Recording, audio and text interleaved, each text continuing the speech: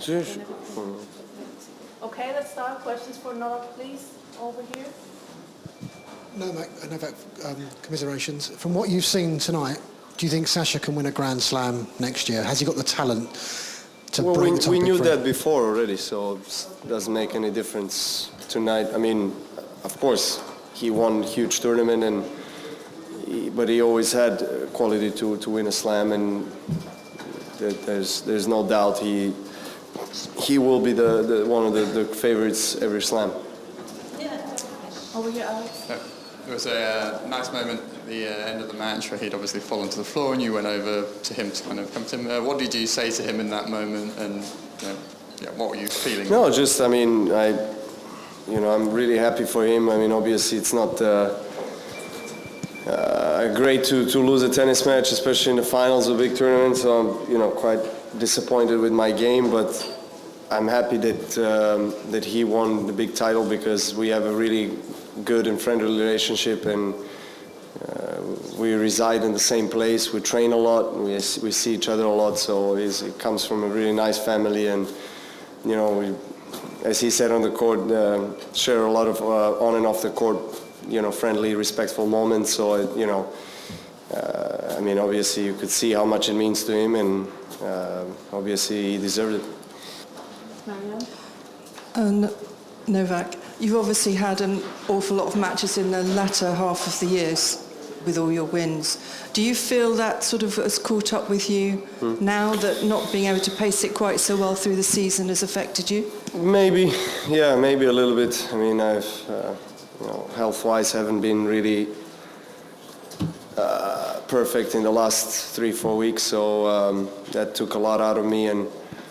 But at the same time, I played finals of Bercy and here, so I mean, I have to be happy with that result, and of course, with finishing the year as number one. So that was the goal coming into the indoor season, and managed to achieve that. So overall, it was a phenomenal season that I have to be definitely very proud of.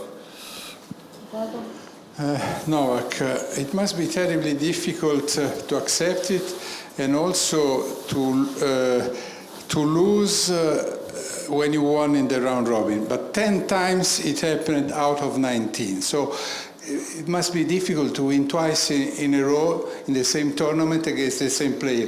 Do you think there is some psychological reason or something that doesn't help who won in the round robin? Well, I mean, psychologically, you would think that a player who won round robin match coming into the finals would have more confidence, because he won against the player a few days before that. So I didn't, I knew that he's going to change something, he's going to play better, and he did, and I just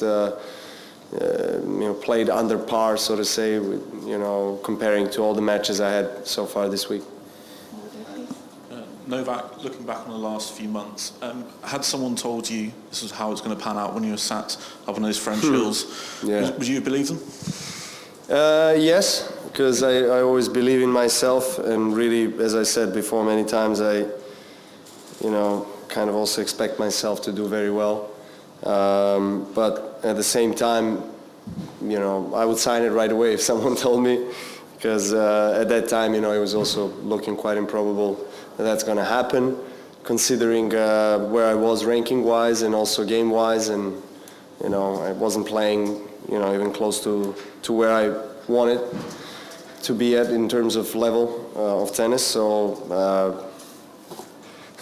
I just came off the court. Obviously, I don't, no one likes to lose a tennis match. You try your best, but at the same time, when you, as I said on the court, put things in a larger perspective and see things a bit differently, and when you get out of this feeling of a little bit disappointment that you lost, I mean, all the positive things that I have to reflect on and also take from this season, especially the last 6 months.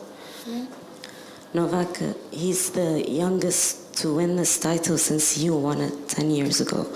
I'm just wondering, something like this, do you see any deeper significance into this kind of moment, even though you're still playing your number one and everything? Yeah, no, for sure. I mean, there's a lot of similarities in terms of trajectory of professional tennis and in our careers. So hopefully he can surpass me. I mean, I sincerely wish him that. He seems like someone that is very dedicated, and without a doubt he's a really nice person, and someone that gets along very well with everyone, and he deserves everything he gets so far. And there's a lot of time ahead of him, so I wish him to stay healthy and obviously win a lot of titles. Simon? You know his game quite well. If you see him a little bit in Monte Carlo, he's hired Ivan. I mean, he looks like he's maybe pushing to play more aggressive. Do you see any development in his approach? Well, yeah, I mean, today he did well. I thought he just balanced his game right. When he needed to step in, he did. Obviously, he had big serve. I wasn't returning well. I wasn't, making him, so to say, move too much. I was making way too many unforced errors. From 4-all in the first set, my game really fell apart, to be honest. And but credit to him, because he played solid. Over here, please. Novak, it's Ute from ZDF German Television. I just wonder what you think, how much winning over Roger yesterday gave him the edge today to win against you. Well, that's a question for him, but certainly winning against Roger anywhere, gives you a lot of confidence. So I'm sure that he, took a lot out of, confidence and positivity from that win. It was a very close match, and he stayed mentally tough and composed, and he carried that into today's match. Andreas, please. You had a great season from May, June on. When was the first time you thought this season, this could be a special season for me? It's rolling right now. Well, already when I went on the table for surgery, I knew it was going to be a different season, because it never happened. So, whatever the outcome in the end of the year, I knew that I'm going to learn a lot from this season. And fortunately for me, it ended up in the best possible way. And I'm just grateful. Last in English, please, Miguel. Okay, Novak, he had incredible, nice words towards you in his speech, and of course you've been knowing him for quite a while. What did you notice that he really improved throughout the year? He impressed me with his depth, the depth of his shots. He served well, obviously. Yeah. His forehand, and sometimes his vulnerable to changes of pace. Well, can you pinpoint anything besides the mental parts? Yeah, I mean, backhand is always very solid. It hits it very flat, and just it goes through the court. Yeah, he had very good depth today. So I mean, he played quite a different match to the one in group stage, where he wasn't playing that great. But I think in general he just he moves well for his height. He was more solid on his forehand that sometimes breaks down, but today it was just very compact and didn't make too many errors, and when he needed to, he made winners. Last question. Novak, given we won't see you now to Australia, can you just give us an explanation of your off-season for the next 6 weeks, and how confident are you that you can make it 3 slams in a row in Melbourne? There's not much to say about off-season, especially next 2-3 weeks. Not much tennis. And then after that, obviously starting to build and slowly prepare myself for the new season. Obviously, we don't have so much time in tennis in the off season to have a proper preparation, but we have what we have, and try to make the most out of it. So obviously do a lot of fitness training at the beginning, and then slowly increase the tennis.